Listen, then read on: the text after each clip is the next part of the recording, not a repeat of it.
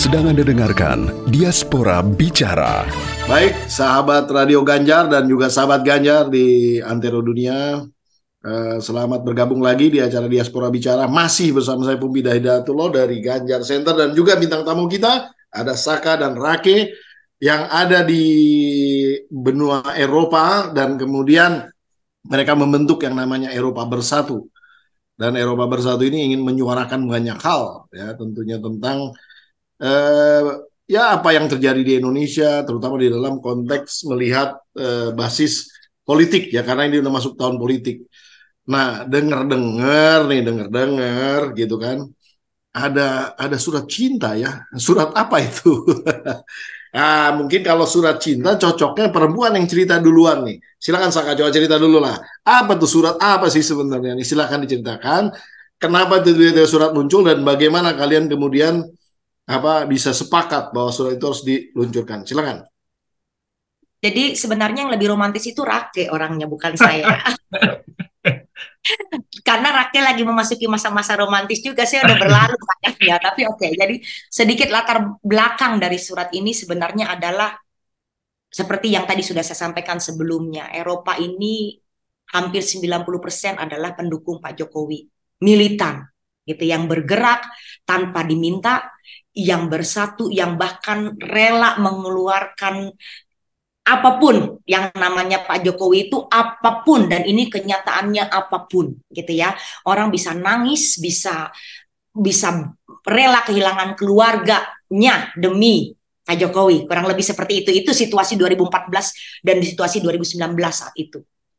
Tapi tentu kami di Eropa, karena sudah tinggal di Eropa, kami punya rasa seperti itu hanya karena dilandasi oleh rasa cinta kami terhadap Indonesia, gitu ya. Rasa bahwa kami tetap orang Indonesia, maka dalam surat kami sebut jiwa raga ini Indonesia. Surat itu kemudian muncul karena rasa kecewa dan sakit hati. Ya, bukan benci. Karena kami tidak mungkin membenci. Kalau udah jatuh cinta itu kan sulit untuk membenci, tapi bukan berarti tidak bisa kecewa atau tidak bisa sakit hati. Yang kemudian kami rasakan harus kami suarakan bersama. Karena ini adalah perasaan kami sesungguhnya. Kami pernah menaruh harapan, kami pernah menaruh impian, kami pernah membayangkan gitu ya, bahwa sosok seorang Pak Jokowi ini adalah penyelamat bangsa yang sampai dengan di akhir masa jabatan beliau akan meninggalkan legasi yang sesuai dengan semangat reformasi, yang sesuai dengan prinsip-prinsip demokrasi dalam proses beliau serah terimakan tongkat kekuasaan beliau kepada penerus selanjutnya. Nah, surat ini kami harapkan, sungguh kami sangat berharap surat ini bisa didengar oleh beliau, yang kemudian semoga bisa menggerakkan hati beliau dan juga menyolek kembali ya mimpi, janji yang pernah disuarakan, yang pernah dibangun sama-sama oleh kami para penggemar beliau dari Eropa. Jadi kurang lebih gambaran surat asal muasalnya seperti ini, dan ini adalah memang tanpa paksaan. Kita sempat ditanya gitu, mau pasang wajah nggak di video, berani nggak berani, karena ini rasa cinta kami, rasa cinta dan rasa kekecewaan kami. Kalau kami tidak cinta pada beliau, rasa ini tidak akan sesakit ini. Kurang lebih seperti itu. Mungkin Raka ada yang mau ditambahkan, silakan. Sebentar Kak, ini kan udah ada videonya ya berarti ya? Sudah ada ya. Jadi videonya silahkan diputar Om Dendi, silakan. Di Eropa, beku menggelayuti hati. Kami, diaspora Indonesia, terbentur keresahan yang tak kunjung luntur. Dalam jarak yang memisahkan, pertanyaan kami yang terluka, mengapa Sang Presiden kita berjalan dalam lorong yang suram? Semangat reformasi yang mempersatukan kita, norma-norma demokrasi yang mempererat kita.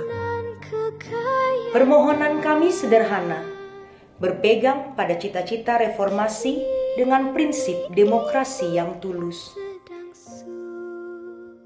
Dan sekarang kita berjalan pada jalur yang berlainan, berat hati untuk terus bergandengan tangan.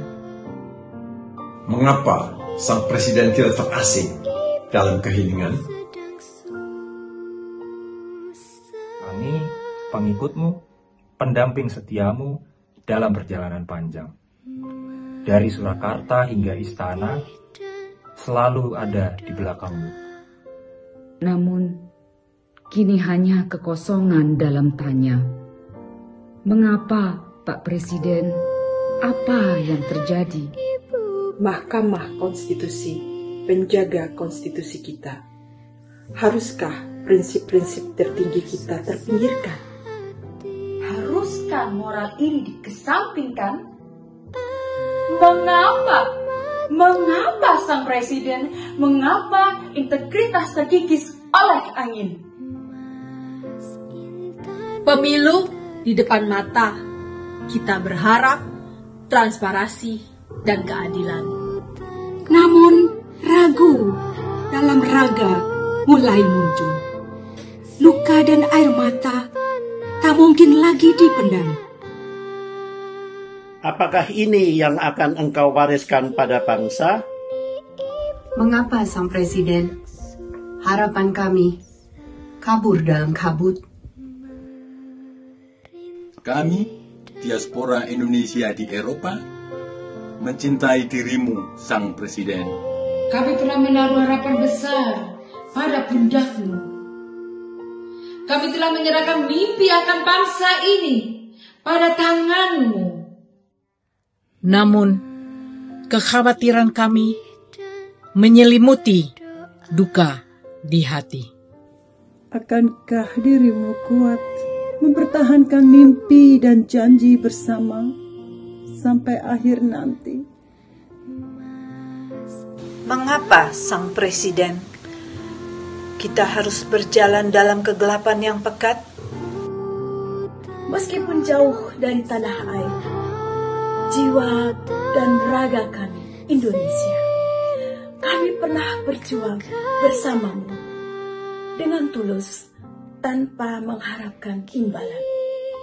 Presiden Jokowi yang kami cintai, kami ingin warismu yang agung berlanjut. Karena kerja kerasmu dan prestasimu akan kami sampaikan pada generasi masa depan.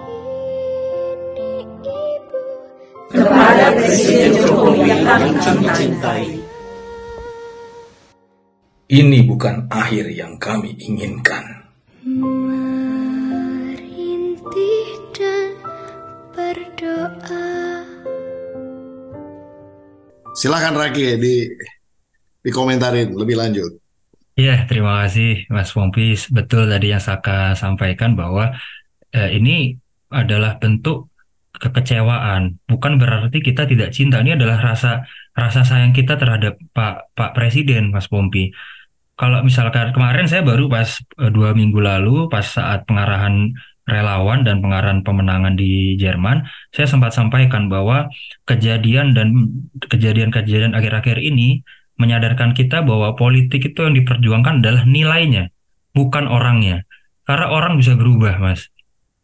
Coba kalau kita mundur ke belakang, saya ingat Mas waktu 2014 dulu, ingat gak Mas di Monas itu ada pesta rakyat waktu pas Pak Jokowi menang awal-awal itu, Mas. Oh iya. Ya, saya itu Mas dulu sama ibu, sama bapak, sama adik saya, Mas itu betapa senang ya Mas datang ke sana. Bukan siapa-siapa, Mas, iseng, kita senang aja. Kita santai berbondong-bondong, ngebaur dengan teman-teman yang lain ya, Mas. Karena apa? Di sana waktu itu kita akhirnya menemukan satu sosok yang kita anggap ini loh, Mas, orang yang bukan siapa-siapa, ya kan, Mas, yang betul-betul akhirnya bisa meniti karir ya, bukan siapa-siapa, orang yang kita anggap sebagai pro demokrasi akhirnya bisa menjadi siapa-siapa, Mas. Ya kan? Dan orang yang waktu itu kita pandang sebagai ini loh, orang yang betul-betul memperjuangkan kebinekaan, ya kan, Mas. Waktu itu ya, kebinekaan, toleransi dan lain sebagainya. Ini nilai-nilai yang sesuai dengan Pancasila, Undang-Undang Dasar gitu. Yang paling penting adalah ini orang yang dulu kita puja-puja sebagai orang yang pro demokrasi dulu, Mas. Saya ingat betul, Mas, bukan siapa-siapa, ngebaur, lihat dari panggung jauh, makan kacang sama ibu, sama bapak, sama adik saya gitu. Di 2019 pun sama, kita kita apalagi dulu ramai dengan apa kita lihat permasalahan di Pak Basuki ya Mas, ini yang menimbulkan bahwa ini Pak Jokowi ini adalah orang yang figur yang cocok untuk menjaga NKRI, kebinekaan, kan nilai-nilai itu Mas dulu. Dan yang penting adalah ini orang yang kita anggap sebagai orang yang memperjuangkan nilai-nilai demokrasi Mas. Itu yang membuat kami itu kecewa. Apalagi sebagai anak-anak muda di sini kita juga merasakan Mas, yang kita lihat bahwa putusan MK itu sebetulnya tidak menguntungkan buat kami Mas, saya yang bukan siapa-siapa dan bukan anak siapa-siapa. Justru ini saya mohon maaf bahasanya ini ibaratnya mengangkangi kami sebagai anak muda gitu. Apakah kami harus menjadi anak siapa-siapa dulu agar bisa menjadi siapa-siapa? Itu adalah poinnya. Itu bagus sekali poinnya. Itulah poinnya. Bukan masalah mudanya, tapi prosesnya, Mas. Ini yang membuat kita kecewa. Ini bukanlah sosok Pak Jokowi yang dulu kita puja-puja dan kita sayangi, Mas. Yang kita perjuangkan nilai-nilainya. Yang dulu saya waktu kecil 2014 di jauh pinggiran-pinggiran panggung pesta rakyat Monas itu sambil makan kacang. Yang inilah sosok pemimpin yang kita dambakan. Berbeda sekali nilainya, Mas. Ini adalah bentuk kekecewaan dari teman-teman di sini, Mas. Bahkan ada satu ibu-ibu Mas waktu itu di sini WhatsApp saya, Mas, saya sampai nangis loh Mas ngeliat Pak Jokowi kok begini banget ya. Ya saya nggak tahu, emang saya siapanya Pak Jokowi. Tapi ya sudah. Ya inilah realitanya bahwa politik mengajarkan kita bahwa yang kita junjung adalah nilainya. Dan saya selalu sampaikan ke teman-teman bahwa kalau misalkan teman-teman masih mencintai Pak Jokowi, dukunglah Pak Ganjar. Karena apa? Pak Ganjar adalah orang yang memegang nilai-nilai yang kita perjuangkan di 2 pemilu sebelumnya. Itu Mas Pompi. Oke, mantap, bagus sekali. Jangan kemana-mana dulu, kita tetap stay tune di yang satu ini. Sedang Anda dengarkan Diaspora Bicara.